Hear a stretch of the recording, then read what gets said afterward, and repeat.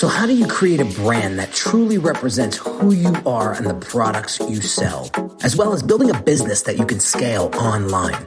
That is what this podcast will help you do. My name is Henry Kaminsky Jr., and welcome to the Brand Doctor Podcast. Let me just make this statement loud and clear. Jersey's here, Jersey's here. What is going on, everybody? Welcome to another Brand Doctor Podcast episode. Today's guest, oh my God, we're going to be pissing our pants by the end of this episode. I'm telling you right now. So I met this gentleman on Clubhouse not too long ago. He is a comedian. He's an impersonator. And when he was sharing the stage with me on Clubhouse, I said, I have to have him on our show because he is a master at hooking people's attention. So without further ado, I want to introduce my man, Matt Friend. What's up? How are you? Thanks for having me. Dude, I am so pumped to have you here today. I wish we had more time, but dude, so real quick, let everybody know your backstory. And I told you offline, I said, this is your time to brag and build credibility. Yeah, well, first of all, thanks for having me. So I'm 22 years old. I graduated from NYU in the pandemic. So last year, which is hard to believe, time's flying. I'm from Chicago, grew up right near Second City. So comedy was always on my mind. I was always very obsessed with it. I did my first impression when I was 4 years old, and I watched Austin Powers.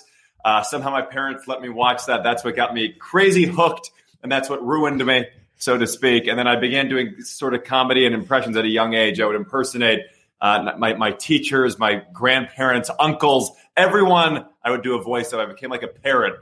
And then it grew into a list of over 250 impressions. I got to NYU, and that's when I really started my career in stand-up and in comedy. I began hosting on HQ Trivia for a little bit, which was a really cool experience that happened when I was a senior in college, and my agent hooked me up with that.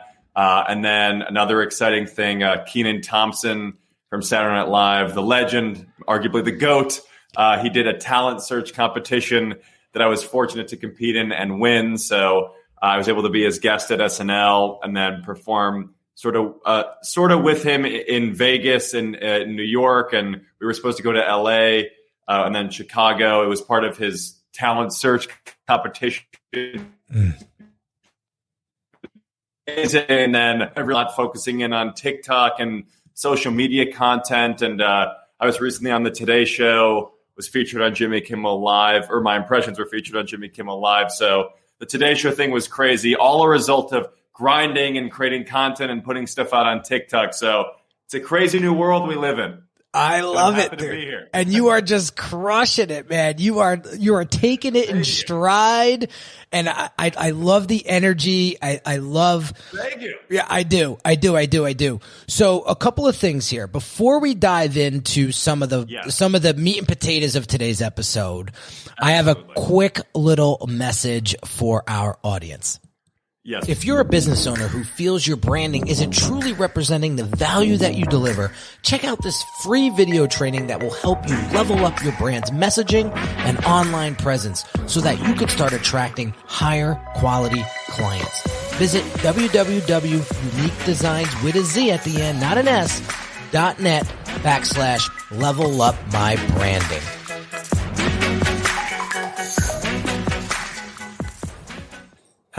I loved that. That was fantastic. Y'all have to level up our branding. I love it. Okay, so hooking people's attention on social media as a brand to drive them into your world, your stratosphere as a business. What are some top tips that you can recommend to our audience? Yeah, I mean, I think about hooking people in from the comedian's perspective. And when you're a comedian, when you're a stand-up, hooking in is the most important thing, because you're not going to be able to capture an audience's attention if from the moment you walk out on stage, in my opinion at least, you're really able to grab people in and they're focusing, they're kind of leaning in on their chairs, listening.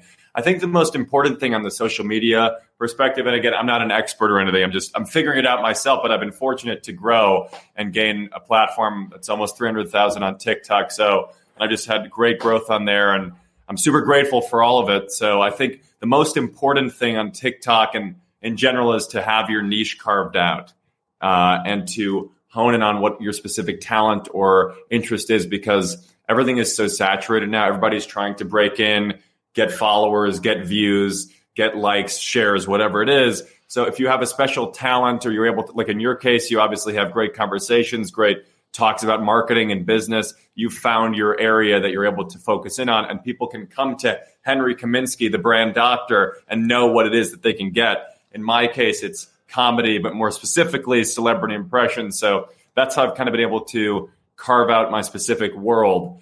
So that would be my number one piece of input for anybody looking to grow or kind of make their name. Niches are most important. Yeah, for sure. I totally agree, because when you know how to speak to one person, right, yes, it's a lot easier, right, to dial in that message, and you've done such a fantastic job with that. And, Thank you. Yeah. So the next thing that I want to talk about is, everybody has something to sell these days, right? Yes. And they're trying to put out content to sell it. I mean, let's say it, right? Yeah. But they're forgetting that hook part, or right, they're creating that limiting belief, like, oh, this is too clickbaity, or this is too right. What do you say to those people? In terms of who's kind of selling things in video products? Yeah, well, here's the thing. I get a lot of objection, like, I don't want to do that because that's going to devalue my brand, and it's going to make us look childish, or it's going to make us look, right? You fill in the blank. For selling, like, do you mean ad space? No, so selling a product or service, no matter what it is. No matter what it is. The fact is, we're kind of all selling ourselves in a way now. I mean, like, the individual is sort of the product now in this new world of social media, where every video I'm posting, all my stories, it's all kind of packaging into myself as a product that people can book for corporate events, or people can book me for TV shows or podcasts or whatever it is, or stand-up. So we are kind of products. Like, you kind of are a product that you have to package and sell. So I think you just kind of have to be assertive in terms of, like, finding your own niche, your own perspective, and not really being too worried about that, I would say. I agree, because if you don't have a hook, yeah, I don't care if you have the best product or service on the planet. Nobody's going to get there to see it. Yeah, I agree. Right? I agree. So it's so important to remember, like, we're working with a client right now. You see the dog in the background? Oh, I thought you were that's my bodyguard, by the way. I love it. That's one of the things that I've learned on social media is I was putting out valuable stuff, but it was kind of boring. Right. It was kind of that's the thing. Even if your stuff is valuable, you still have to find a way to package it into a creative, different way. Like I said, like, there's so much comedy out there now, and I've been trying to figure out my way to differentiate myself, and that has been through impressions. And I think, you just have to find a way to be different, I would say. Yeah. It's the most important thing. And don't be afraid to try different things. Yeah, you have to. You have to, because everything is constantly changing, specifically in the world of TikTok. Even new apps are arising, like Clubhouse, where we met. So you have to keep evolving and creating new content, especially as a stand-up comedian. Yeah, I love that you said you are your brand. That I'm a firm believer in that. I don't know if you even realized you said that, but you did. Yeah, no, I think you are, especially like in the comedy world. Like, comedians, you're told early on, like, you have to find your own voice, and comedians, they try to find their own perspective. Like, when you think about Jerry Seinfeld, who's obviously, like, the biggest of the biggest, you know what his brand is, his brand of comedy, and he has that instant voice. And I think people can kind of think about building their brand in a similar way to how comedians kind of try to find their own perspective or voice. You bring up Jerry Seinfeld, which I'm a huge fan of. I was watching that Netflix special, 23 Hours to Kill or something like that. Yeah, right. Yeah, I thought he did a fantastic job. I saw him. I perform a lot at Gotham Comedy Club in Manhattan before the pandemic, and I saw him like over 10 times going through that material. So it was cool to see the finished product. Very cool. One of the things that jumped out to me was how he was borrowing from other comedians. At least this is what I saw. I saw him doing a lot of mannerisms like Sebastian Maniscalco, which I've never heard before, never seen from him before. Well, what's up, everybody? It's Sebastian Maniscalco. You queued up one of my impressions, and if you ask me to do that voice, it's going to come out. What? I see this brand doctor. I don't know if he's a real doctor going to perform a surgery. Very confused by the title, ignoring that. You brought up an impression. I had to do it. It's oh, my God. There is an inherent similarity between me and Jerry. Now, Jerry and Sebastian are very similar, but I do think it's the opposite. I think Sebastian is probably borrowing more of Seinfeld. But I think now Sebastian's having such career moments where you see more of him now than you do of Seinfeld, probably. So you might think that. But I think a lot of comedians probably are borrowing from Seinfeld, I would say, not the other way around. I agree. He's definitely the GOAT in the space. But I just noticed that, and I was like, wow, dude, you caught me off guard. I did not know that you did Sebastian. Yeah. Well, he actually was the when I was on he hosted Jimmy Kimmel Live, Sebastian, and then he was reviewing people's impressions of him, and then he pulled up my impression of him, and that's when I was featured on that show. And then about a month later, when I was on the Today Show, he came on and surprised me. When I was I'll send you the clip. That was the big thing. Sebastian Maniscalco surprises comedian Matt Friend on Hoda and Jenna. So I was in the middle of my impression. They brought him on to surprise me. It was crazy. Did you die? I would have died. I was freaking out. I didn't even know how to contain my emotions. Very, very interesting time. Yeah, it was insane. My cousin Dion, he's a huge Sebastian guy, so when he sees you do that, he is going to be instantly. I love this guy, Dion. Very smart. Want to take him to Chipotle sometime with the brand actor? Oh my God! There you go, Dion. Big shout out to cousin Dion. Let's do a whole podcast with me. You can just interview me sometime as Sebastian Maniscalco. The whole thing can be done that way. Oh my God. I love it. I love it. I love it. All right. So I hope that you guys understand now the power of hooking your audience like Matt is so awesome at doing. So highly recommend you follow Matt Friend. You follow him on Instagram, follow him on TikTok if you're on TikTok. So I got some fun questions. I wanted to get the heavy lifting out of the way to get into some fun questions, right? Please. All right. So what things do you do every day that you wish could be automated?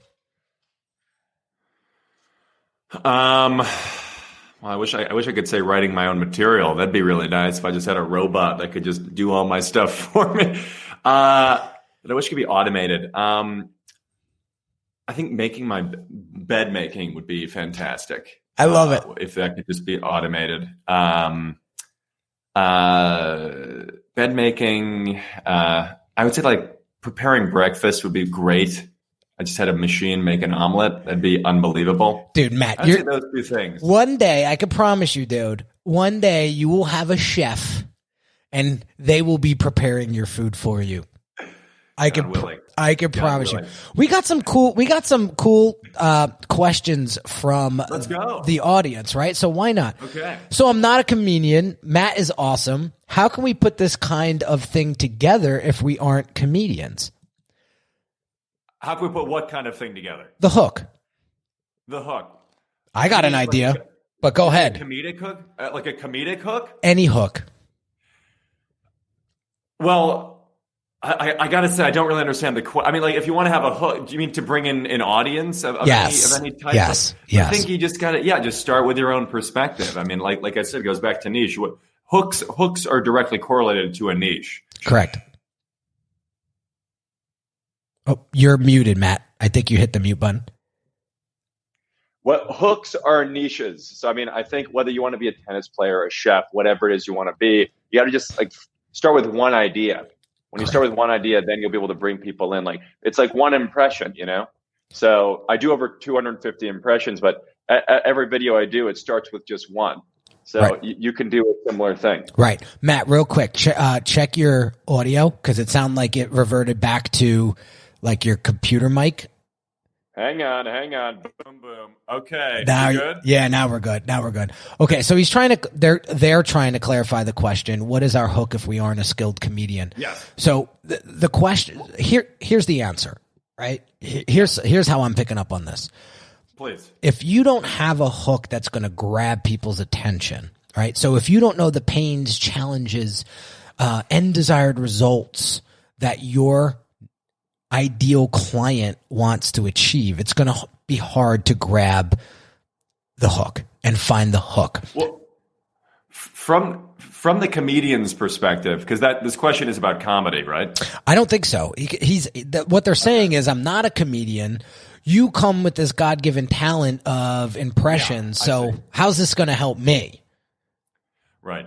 Yeah. Well, that is a really good. What can I say? Well, Matt, I'm gonna tell them. Tell me. You're the brand doctor. I'm gonna say this person needs to hire you and do a 60-second. You need to sit down with this person and map out a hook, and you do it for this person with an impression that may connect with their ideal client, right? So if I was, let's put this into play. If I was a service provider that handled, let's just say Italian restaurants in northern New Jersey, right? What I could promise you that the Italian community in northern New Jersey knows Sebastian Maniscalco. Yeah. I would hire you to do a 60-second hook, some sort of video. So good to be in New Jersey with my fellow Italians. Feeling good. The brand doctor recommended me. What are we doing? Go ahead. And there's the hook, right? So there's the hook. So you don't need to be a comedian. You don't. Right. All you need to figure out is who can help me grab the attention. Right. Yeah. So it's more fun if you're a comedian. But absolutely. Absolutely. Right. Absolutely. But that's just one way. There's a company out there called Cameo. Are you familiar? Yeah, I'm on it. I'm sure you're on it. You should be on it. Right. Yeah. You should be on it. And you can get, Kevin O'Leary to do a 60-second clip for you on video. Right. So it's there. It's just getting creative with it. Right. I agree. All right, so it's all about starting. Yeah. Okay, here's another one. Who would you most like to sit next to on a 10-hour flight, and why? Well, like the automatic instinct would be like someone would be like some U.S. president. But in terms of a 10-hour flight, probably Lorne Michaels. Yeah, definitely Lorne Michaels. Who's Lorne Michaels? I don't even know who it is. Creator of Saturday Night Live. Oh, okay. Okay. Yeah. One of the biggest names in entertainment. Yeah. That's how ignorant I am. No, dude, it's totally fine. Probably him. Definitely him. And why him? One of my biggest inspirations, but he definitely holds the key to my largest dreams in life. I would say SNL is the goal, the dream. I would also just want to ask him because he's overseen and be able to work with like the vast majority of great comedic minds and influences throughout the past, like since the whenever SNL was created, like the 70s. Yeah. It'd just be amazing to chat with him, and maybe I'd work at a little audition sitting next to him on the plane. But maybe him, I would say. What impression would you do in front of him?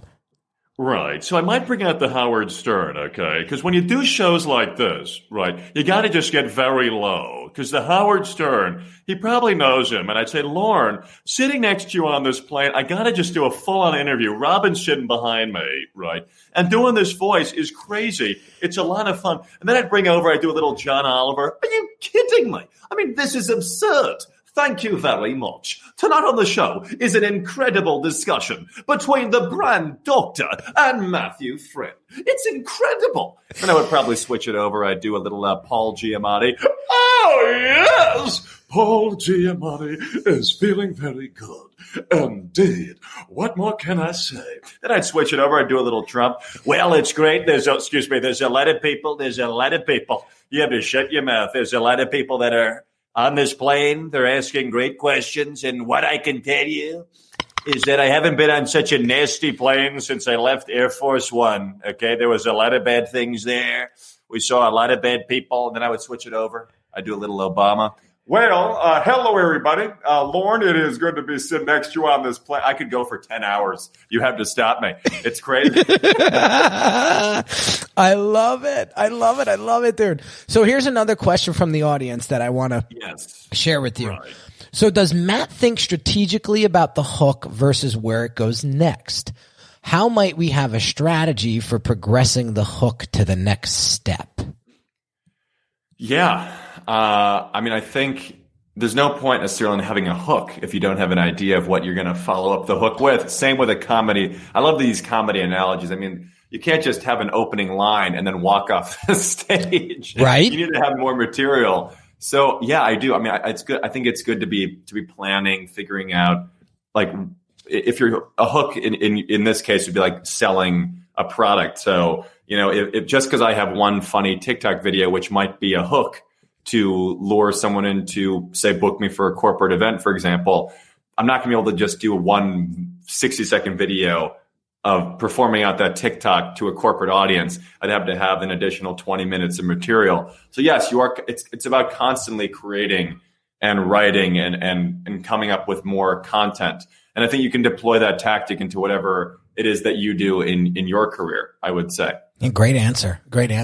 Yeah, having that funnel flow, knowing where the buck stops, where you want them to get to, right? Yeah, and I think it gets back to the question: what I could have automated every day. It's what I do every day. I mean, which is constantly creating new content, constantly writing new material.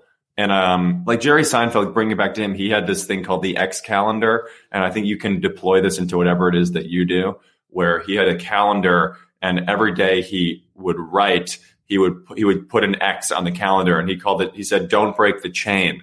So it was like a series of X's, and every time he missed a day or didn't write, the chain of X's would break. And that can be a great tactic for consistency. You can visually see every time you stray away. I love it. So that leads us to the next question, which is, how far do you plan out your content?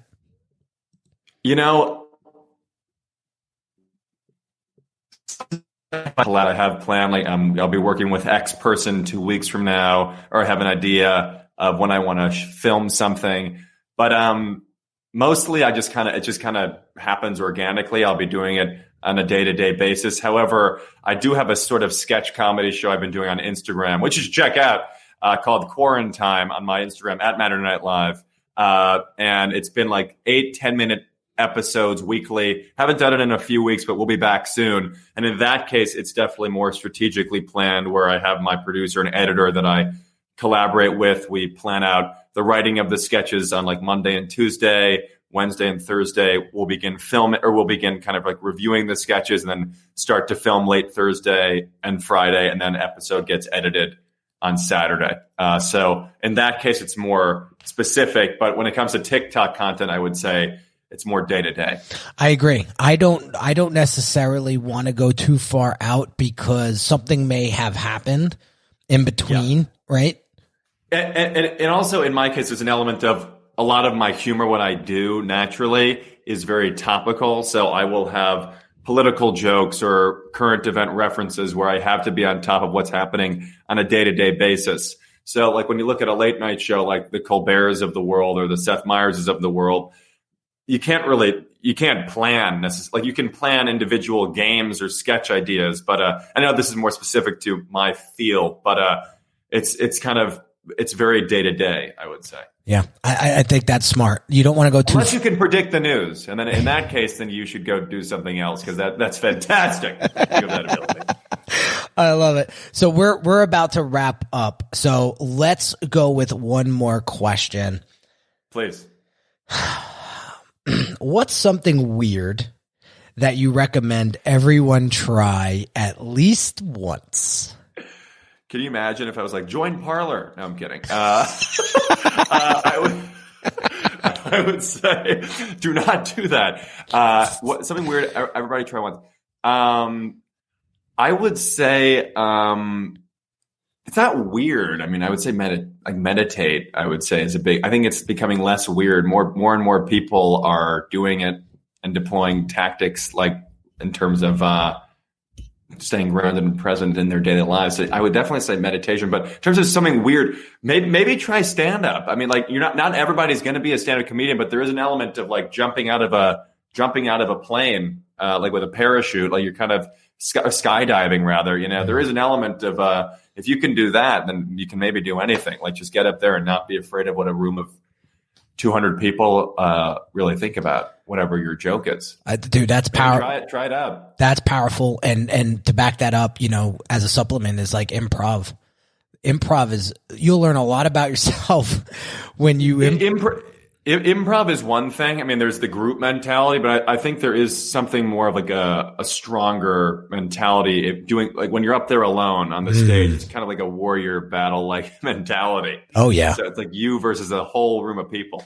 That's huge. That's huge. Yeah, it is. Matt, what a pleasure. Dude. And coming on this podcast with Henry, I would say everybody try to do it at least once if you're lucky enough to get booked. Dude, what a pleasure, man. I cannot wait to follow you more, share stages with you on Clubhouse, and just follow your journey, man. You are such a rock star. I'm so happy that the world brought us together. If there's anything that I could do to help you, please reach out. It's official, my friend. I can't wait to be back. I hope that if we do it again, I hope to do more impressions next time. Yeah. Well, you know what we can do? We could do something, maybe not on the podcast, but on my live stream show, which we have like 60 minutes, right? We could just, let's do it. We could go deep. Let me know when. Love it. Let me know when. I'll bring all the voices. I love it. Matt, where can people learn more about you? Yeah, go follow me on Instagram at Matterday Night Live. That's the number one thing. Subscribe on YouTube. TikTok, but Instagram's the big one. Go say hey there. Twitter, mfriend1998, but say hey at Matterday Night Live on Instagram. Matt, thank you so much, dude. Thank you. It was so great talking to you. See you on Clubhouse. I'll be on for the next 40 hours probably. Oh, man. You noticed an extreme reduction of quality of sleep and consistency due to the rise of this app? Very much so. Now I have it. Every time I'm not in a room, I feel like Mick Jagger is about to pop up and I'm going to miss it. Right? Yeah. Dude. Thank you so much. You're very welcome. You're very, very welcome. So the guys, go follow Matt Friend. You will piss yourself laughing because he's hilarious. But he's such a gentleman. He loves what he does. You can see how passionate. On for you. Yeah, how passionate he is about what he does, and learn from him. How he hooks people's attention with current events, with his expertise, with his superpower, right? And grab their attention. But I love what one of the live listeners mentioned before is like, okay, well, what happens after the hook, right? Make sure that you have your funnel in flow. Otherwise, why the hook isn't going to be much help to you. So I'm happy to help you with that. You guys know how to get me. But I got to jump on a Clubhouse now and host a room for an hour. So I'm going to join the room. Let's keep talking. Let's do it. Guys, hope you got value out of today. Have an amazing day. And I will catch you on the next episode real soon. Take care. Hey everyone, this is Henry Kaminsky Jr. again, and really quick, I want to invite you to a one-on-one consult with me right now if you're looking for the clarity and focus you need to build your brand. Over the past 13 years, I've served hundreds of entrepreneurs that have great products but struggled tremendously with articulating its value to their ideal customers. You didn't get into business to just change a few lives, did you? your ideal clients need you. And when your brand has precision crafted messaging coupled with beautifully thoughtful design that sounds, looks, and feels like you, they'll know you're the perfect match for them. If this is something you're struggling with, what I want you to do right now is pause this audio and go visit www.uniquedesigns with a Z at the end, not an S, .net, and book your one-on-one console call with me. Remember, the quality of your brand will determine the quality of your clients, and the quality of your clients will determine the quality of your life.